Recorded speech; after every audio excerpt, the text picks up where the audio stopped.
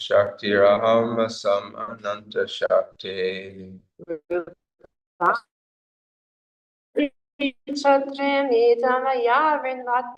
Rupam Vichintaram Idam Ashavi Vrindavatume. Mavirishita Nagamasya Giram Varsarga. Amririshishata Nigamashagiram Visharaga. Nabihridari Iha Sato Mbasi Asya Pumso. Naviridad Iha Sato Imbashya Yasha Pumso. Vijnana Saktya Ham Asham Ananta Shakti. Jnanam Shaktiraham Ananta Shakti. Rupam Vichitram Idam Yasya Vignaratvatome. Rupam Vichitaram Idam Ashavi Vrindavatume. Mavirishita Nagamisya Giram Varsaga. Manirishita Nigamasha Girim Visharaga. Nabihridari Hasato Mambasya Sapumsa. Naviridad Iha Sato Imbasya Yasha Pumso. Vignya Saktya Hama Shamananta Shakti. I know this is It's coming up blank. It's asking me to restart the computer and I keep saying no. so they get blocked. Every minute it comes back up again. So I was Rupam Vichitram Idavasya Vrindavatume. Rupam Vichintaram Idam Ashavi Vrindavatume. Mavirishita Nagamasya Giram Varsaga. Amririshishita Nigamasha Girim Visharaga. Someone else like to try it? We can try a different meter. We can try maybe the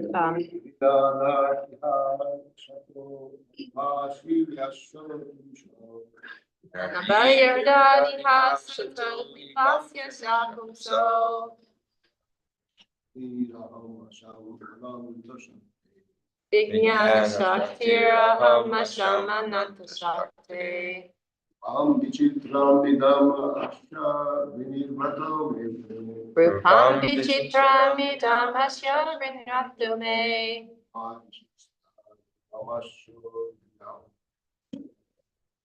Marishita Nigamasya Vikiram Visarga. Naviridad Iha Sato Ibamsi Yasha Pumso. Naviridari Hasato Nimbasya Sapumsa. Vijnanam Shaktir Aham Asam Ananta Shakti. Vijnana Saktir Aham Asan Ananta Shakti. Rupam Vichitiram Idam Asha Vrindavatume. Rupam Vichitram Idam Asya Vrindavatume. Mamir Ishishta Nigamasha Giram Visharagaha. Maririshista Nagamasya Giram Visarga. That's tough. Maybe I should have done a different meter. Anyone else online? We could have done the Brahma Samhita meter too on this one. Does anyone else like to try online? You can do the Brahma Samhita meter if you want to do it that way. What's that? Also tough. No one? No takers? Okay, we'll do word for word. Nabi Hridats. From the navel lake. From the navel lake. Iha. Iha. In this millennium. In this millennium. Sata. Sata. Lying. Lying. Ambashi. Ambashi. In the water. In the water. Yasha. Yasha. One whose. One who. Pumsa. Pumsa. Of the personality of Godhead. Of the personality of Godhead. Vijnana. Vijnana. Of the total universe. Of the total universe. Shakti. Shakti. Energy. Energy. Aham. Form. Vichitram. Aham. Oh, sorry. Oh, Asam. Asam. Was born. Was born. Ananta. Ananta. Unlimited. Unlimited. Shakti. Shakti. Of the powerful. Of the powerful. Rupam. Rupam. Form. Form. Vichutam. Vichutam. Variegated. Variegated. Idam. Idam. This. This. Asya. Asya. His. His. Vijridnavata. manifesting manifest, may may, unto me, unto me, ma ma, may not, may not, Rishista Nirvishita, vanish, vanish, Nigamasya Nigamasya, of the Vedas, Vedas, Giram Gira, of the sounds, of the sounds, Visharga Visharga, vibration. Translation and purport by His Divine Grace, A.C. Bhaktivedanta Swami Srila Prabhupada Ki Jai. The Lord's potencies are innumerable. As He lies down in the water of devastation, I am born as the total universal energy from the navel lake in which the lotus sprouts. I am now engaged in manifesting His diverse energies in the form of the cosmic manifestation. I therefore pray that in the course of my material activities, I may not be deviated from the vibration of the Vedic hymns. Purport. Every person engaged in the transcendental loving service of the Lord in this material world is prone to so many material activities. And if one is not strong enough to protect himself against the onslaught of material affection, he may be diverted from the spiritual energy.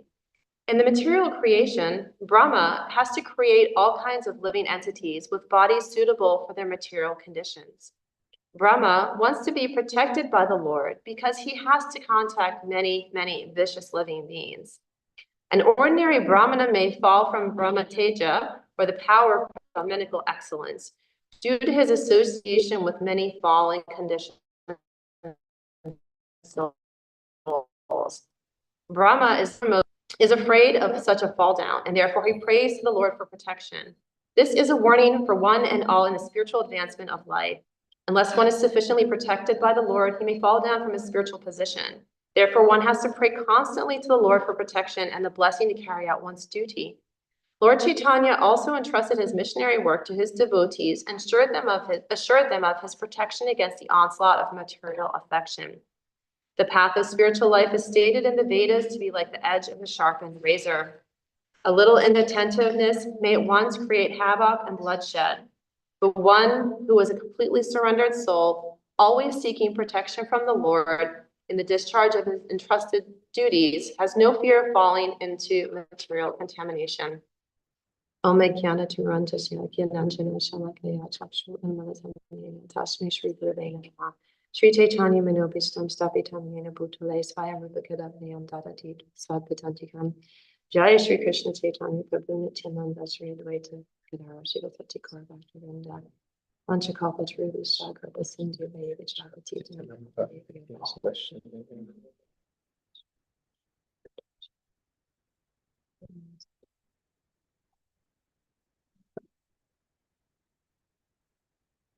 So I'm going to read the translation again.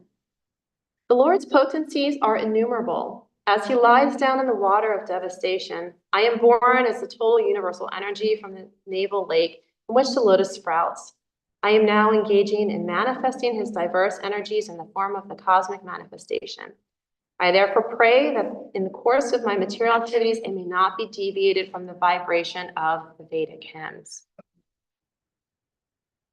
So some pretty good topics here today. And I think that as we're talking about the prayers of Lord Brahma, these are all prayers as he was created. Now, as he has been created, being born from the Lord of Vishnu, from the Lord of the Supreme, or from the belly of Vishnu, he is now charged with what he's always done, which is creation. And it's in several verses, I gave class on this a couple weeks ago, that's what he does. That's his dharma. That's Brahma's the creator. He didn't know why. He just knew he had to start creating. But he also knew that he was not the supreme. So he knew that he had to, there was a prayer, there was a devotional aspect, a surrender, if you will, to the supreme energy, to Supreme Lord. And even though he's a creator, one might think, oh, well, Lord Brahma is God. But he is not. He is not the ultimate. He's not the supreme. He is the creator of these material energies of this universe, but he is not the creator of all energies, all of creation. So Lord Brahma is praying not to fall down, essentially. And this is what Prabhupada is really stating for us. He's praying to not fall down. And this is Lord Brahma. He's praying to not fall down. That's pretty telling. even Lord Brahma is saying, please don't let me fall. Let me not be deviated from the vibration of the Vedic hymns. What that is ultimately saying is, let me not be deviated from the Lord. Let me not be deviated from the service of the Lord, from the Vedic hymns, which is all of the energies of the Lord. And he's asking to not be deviated from that. But how can that be? Lord Brahma is a creator. He's a Lord Brahma. So now we think about us and our material energies here. This is really setting the example also for us. And Prabhupada brings us right into the purport, right out of the gate. He's asking to be protected from material affection and affliction. And that is a reflection onto us as well. And so I really wanted to take today's class into that space of shelter and seeking shelter, because we see different personalities in Bhagavatam that have really taken shelter of the Lord in their lives. And Lord Brahma is the foremost example, as he is the progenitor of this parampara, right? He's taken shelter, he's acknowledged the Lord above him. But we also can think about, in our study of Srimad Bhagavatam, we have the example of King Parikshit. And King Parikshit, we know, had taken shelter already from his mother's womb, receiving all of that wisdom and guidance. And throughout his entire life as king, he was a very, topmost king. Even in his end of life, when he was cursed to die in 7 days. And he already had taken shelter of the Lord. He could have asked for any boon. He could have asked to get out of that situation, but he didn't. He didn't ask to get out of the situation because he had accepted that as his fate. He accepted that as part of this pastime that he was to carry out. But he then accepted that as actually that was in a sense a boon for him, because then it gave him 7 days to truly hear Srimad Bhagavatam from an authorized person. So that is truly, that's a really true example of taking shelter from the Lord, to sit there, to know that he was cursed to die in 7 days. And you think about someone that might have been given a terminal diagnosis. Doctor says, you have a month to live.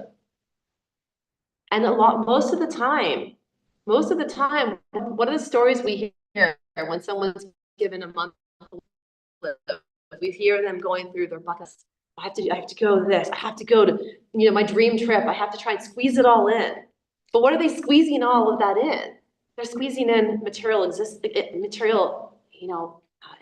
or getting as much out of this material existence as they can in that last chunk of time. It's not to say it's bad or wrong, but it's not the direction we're meant to go as spirit souls. As spirit souls, in those final days, our direction is not to see how much more we can squeeze out of material life. We should be preparing ourselves throughout our lives, right? So if we dial that back, we've all been given a terminal diagnosis, right? We all know that we are here for a finite period of time. So that is, as soon as we're born, we have been given a terminal diagnosis. We are going to die. We just haven't had a doctor give us a timeline. Maybe we have, but most of us haven't. As soon as we're born, we live so liberally, thinking we have so much time on this world. We have so much time to enjoy. Even Prahlad, what happens when he's going to school? He's going to school and he's preaching to his friends. And his friends are like, we have plenty of time for that. We're just children. Let's play. Let's have fun. And Prahlad and Maharaj is like, no, this is very serious. This is a very serious situation here. We can't waste our lives, having fun and enjoying and doing all these things. We can't waste our lives. We must spend our lives understanding our true position. We have to understand our lives, knowing Krishna, knowing our relationship, knowing who we are as spirit souls. So we can look at ourselves in this relationship. I mean, the Prahlad pastime is quite beautiful. I'm actually going to give a quote from that in a minute. But the Prahlad pastime is so beautiful because he's just a child. He's just a child, but he already knew at that very young age that this was a terminal diagnosis, right? He knew that things here were very temporary, and that ultimately we all needed to, by end of death, if we did not surrender, if we did not take shelter of the Lord, we were going to come back, repeat this vicious cycle. Not to mention the degree of suffering that we experience as a result of being here anyway. That goes without saying. We can see that all around us. We can see the suffering in everything. And then there's beautiful things here too, right? Because Krishna's energies, I say this all the time, it's mixed. We see the suffering, we see the beauty of these material energies. So Krishna gives us aspects of the spiritual energies here. We also get aspects of the hellish world here as well, because we're in the middle planets. And if you look at the planetary systems, we're kind of right smack in the middle. So we have both that infiltrate here. So we were, hey, we won the lottery, we're here, we get both, you know. Hey, at least we're not down in the hellish planets. We're not in the heavenly planets either. We're kind of right in the middle. And so, but we do experience that suffering. We experience it day in and day out. We see other people experiencing that suffering. I was up visiting some family recently, some extended family, and I grew up in, you know, like in the country in a farm area, and it was, you know, it's a very different existence, but I think the story can be applied anywhere. But I saw my family and this has always been, they're very kind of downtrodden, and it's sad. It always makes me sad to visit my extended family because they're very downtrodden. You know, they don't, you know, they don't make much money. They have a lot of illness in the family, a lot of, you know, difficulties with their health. And it's really, you know, a lot of suffering, sadness. They feel like the world's against them. I remember growing up, and I was saying this to Ed the other day, and he was like, that's horrible. I remember growing up hearing the Romig curse. That's my last name. He's like, all the Romigs are cursed. We're all cursed. We're all going to just have horrible lives. We're all cursed. And I grew up hearing that. I'm like, well, that doesn't bode well. You know, this is the mentality, you know, of that area, of that side of my family. And I remember I left in tears because I drive back home from visiting my family. I felt so sad for them because they said to me, my cousin's husband was going through all these difficulties, and now he has to have open heart surgery, and he's like my age. He had just going through a cancer remission, and he was so mad because they were going to Jamaica with friends. And he was so mad because he was going to be recovering from his open heart surgery, and when they went to Jamaica, he was so mad because he couldn't drink. Because that was his only joy of releasing himself from the miseries of what he was feeling. And he was so upset.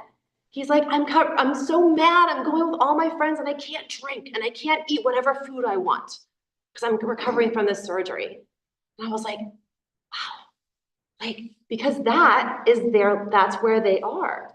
Because their existence, they feel suffering, they feel sadness, they feel downtrodden. No wonder the Roman curse, right? Who wouldn't feel a burden under that? But they're feeling that. And they think, my only out, my only sense of enjoyment is that I'm going to have a really nice meal. I'm going to enjoy some desserts. I'm going to enjoy a really fatty whatever, you know, pizza. And I'm going to go out and I'm going to go on vacation. I'm going to drink with my friends. And that is satisfaction. That was it. And I was like, wow, that's it. That's it.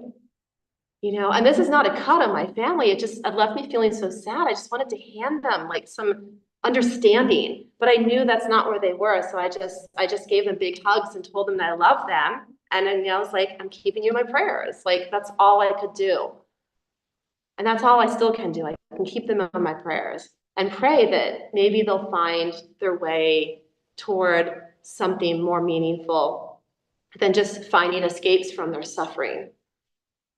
But that's what we're experiencing here. That's just a microcosm of visiting a small little subsection of family, you know, but that's just a microcosm of what we are seeing here in these material worlds. So when we take shelter of the Lord, when we're taking shelter, what are we doing?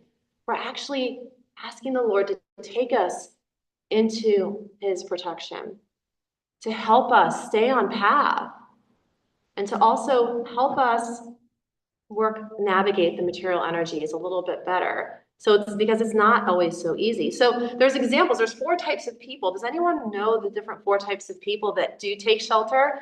This is, Bhagavad Gita, some Bhagavad Gita, but what is it? Let's see if we can remember. The 4 types of people that take shelter in the Lord. The distressed. Rest. Is that? Seeking knowledge. Yep. So so we have the 4 types are the desire of wealth, the distressed, the inquisitive, and the one searching for knowledge. So, and those are the ones that take shelter. So the distress, so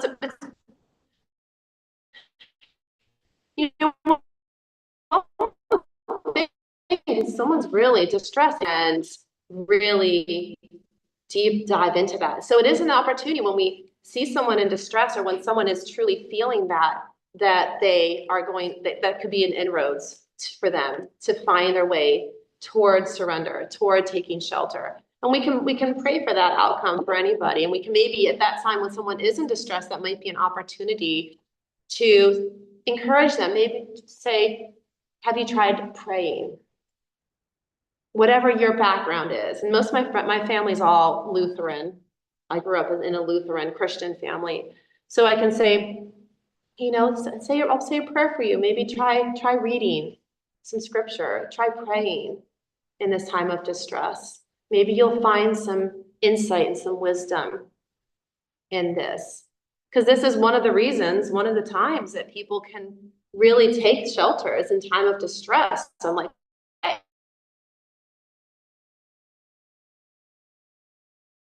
let's really act on it. Let's use it as a launch pad rather than letting it pull us down. Because how often in life do we see difficult situations? We get, and even I personally, I know that I've found myself in very difficult situations and it pulls me down. But I have a rule of thumb, and I was interviewed recently on it for a podcast, and I have this rule of thumb where I say, I give myself 24 hours. I try. I can attest to the fact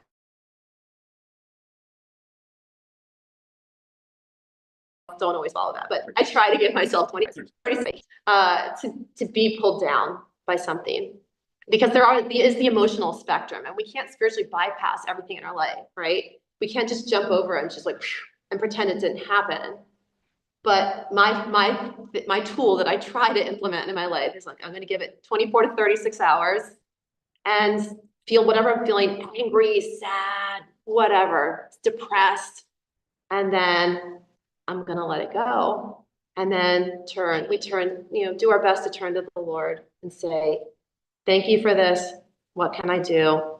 Please. And because the alternative is that it is going to pull us, right? It can pull us down. It can pull us away. And suddenly we might start feeling like, oh, forget it. I'm going to just go out and just enjoy, because that feels better than feeling what I'm feeling.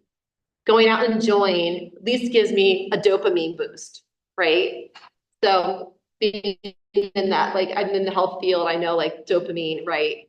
We get a little dopamine boost by doing something fun or, enjoying, eating lots of, sugar, whatever that is.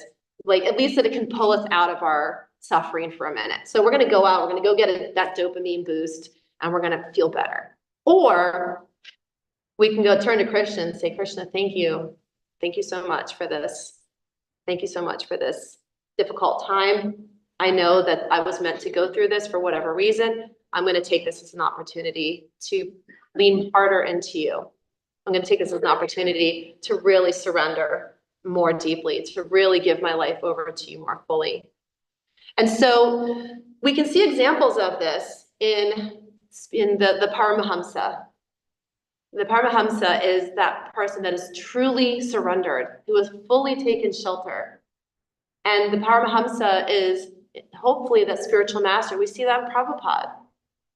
Prabhupada has given us so many examples that when things got difficult, he wasn't like, the heck with this Krishna consciousness stuff. All my friends are out there like drinking tea and just, they're making money. They're out doing like things to gain wealth and make sure their children have good families. He could have done that. It was an option, right? Can we all agree that it was an option for him? But actually it wasn't, because that's not who he is. So for Prabhupada, that was probably never an option, but it could have been. Anyone else, it could have been. So that is the true shelter. He took shelter of the Lord, no matter how difficult things became. He was on the Jaladuta dying, heart attacks. He had heart attacks on a steamboat, on a cargo ship. Can you imagine like being on a cargo ship and having multiple heart attacks, and still you get off the boat and you're not like, I'm going to go back to India, and just take shelter of the Dham. He could have also done that. He could have just taken shelter of the holy Dham and said, forget this. This is too hard. I'm old. I can't do this. I'm going to just go back to the holy Dhams, spend my days in Vrindavan writing and praying, and that's it. But he didn't, because he took true shelter of Krishna, and he knew that he had to do this. He had to move forward. It was his dharma. It was who he was. Just like Lord Brahma, he's a creator. He didn't say, oh, this is kind of hard. I don't think I'm going to do that today. It's just who he was.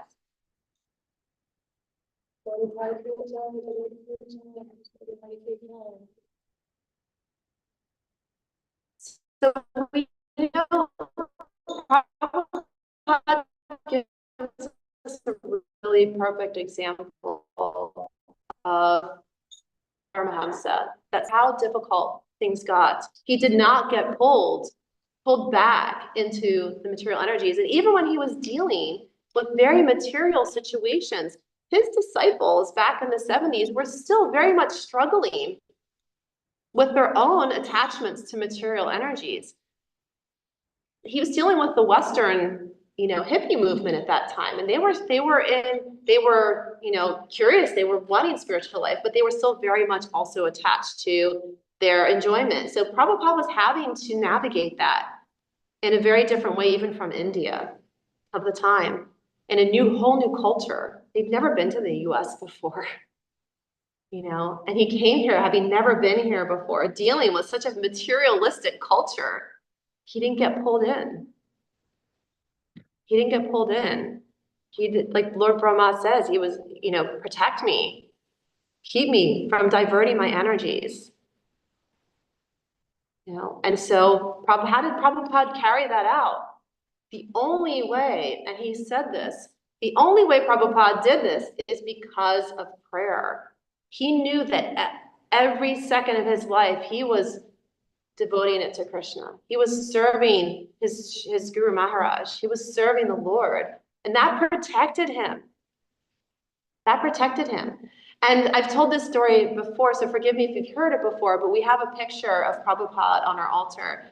And for years in the earlier part of my Krishna consciousness, I looked at that picture and I would say to Ed, I was like, he seems so stern in that picture. He seems very stern. And there was another picture we have of him where he's smiling. And I was like, Prabhupada seems so stern on this picture. I don't know, maybe we put this in a different place. And then one day I was sitting there looking at the picture, meditating, and just doing my japa, my rounds. And I looked at the picture and it came to me. I was like, he's not stern. He's emphatic. He's like, please do not deviate. Take this process seriously. It's a plea. That picture, I see him in this picture, not with sternness, but with plea, with begging, like seriousness. Do not get pulled down again, because there's nothing here. In these material energies, if you don't surrender yourself and commit yourself to this process, you're just going to get pulled back in. And if you get pulled back in, what is there for you? What is there for you? There's more suffering, for sure. So this is really, are you okay? Do you need me to call someone?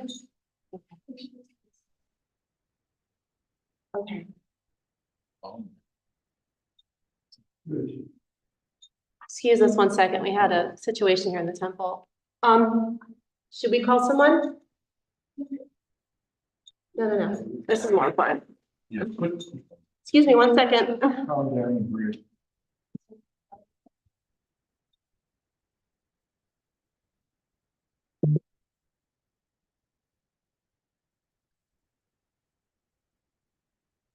Wish she had a panic.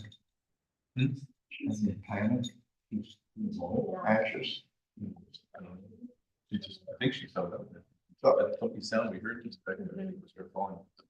Concrete, maybe a marble. Did she bang her head too?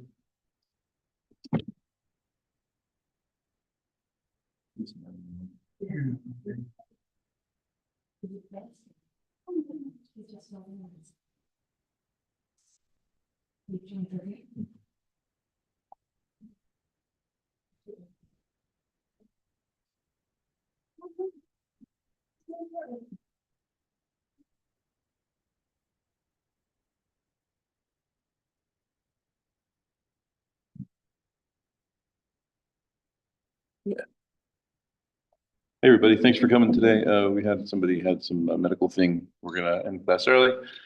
All right, Bill, hope everybody has a wonderful day. If anybody's watching this, I'm sorry. I invade the video. Hare Krishna. Oh, cranky. How do you turn this business off? There we go. Bye.